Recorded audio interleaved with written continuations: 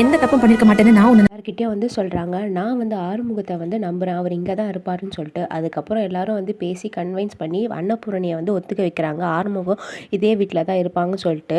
அதுக்கப்புறம் வேறு வழி இல்லாமல் வந்து பார்த்திங்கன்னா ஆறுமுகம் அங்கேயே வந்து தங்குறாங்க. ஸோ அடுத்த நாள் வந்து பார்த்திங்கன்னா எல்லோரும் சாப்பிட்டுட்டு இருப்பாங்க. அப்போ ஆறுமுகம் சாப்பிட்லான்னு வரும்போது அன்னபூரணி வந்து ஏஞ்சிப்பாங்க.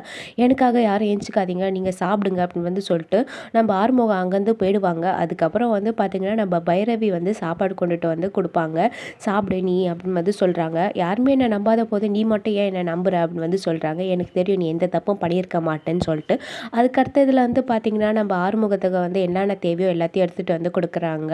அப்புறம் நீ எப்பவும் போல் வந்து மில்லுக்கு போ அப்படின்னு வந்து சொல்கிறாங்க. கண்டிப்பாக இந்த நீ பட்ட அந்த கலங்கத்துலேருந்து நான் வந்து துடைப்பேன் அப்படின்னு வந்து சொல்கிறாங்க. ஸோ அடுத்த இதில் வந்து பார்த்திங்கன்னா நம்ம பைரவி வந்து சஞ்சய் கிட்ட போய் பேசுகிறாங்க. இது மாதிரி இது பின்னாடி என்ன தான் நடக்குதுன்னு சொல்லிட்டு. ஆனால் சஞ்சய் வந்து பார்த்திங்கன்னா ஆறுமுகத்துக்கு எதிராக தான் எல்லாமே பண்ணிகிட்ருக்காங்க. நம்ம பைரவியை வந்து பார்த்திங்கன்னா களத்தில் இறங்க போகிறாங்க. ஸோ வள்ளிக்கிட்ட வந்து ஸ்டார்டிங்கில் வந்து பேசினா வந்து பார்த்திங்கன்னா வள்ளி வந்து ஒத்துக்க மாட்டேன்றாங்க. அதுக்கப்புறம் ஒரு கட்டத்தில் வந்து ஒத்துக்கிறாங்க.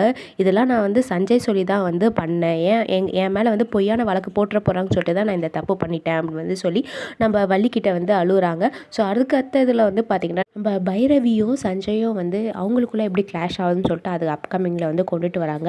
இன்னொரு பக்கம் வந்து பார்த்திங்கன்னா இசைக்கு வந்து மாட்டுவாங்களா இல்லைன்னு சொல்லிட்டு நம்ம வெயிட் பண்ணி பார்க்கலாம். இது போல் நிறைய அப்படியே தெரிஞ்சுக்கணுன்னா நம்ம சேனலை மறக்காமல் சப்ஸ்கிரைப் பண்ணிக்கோங்க. நன்றி.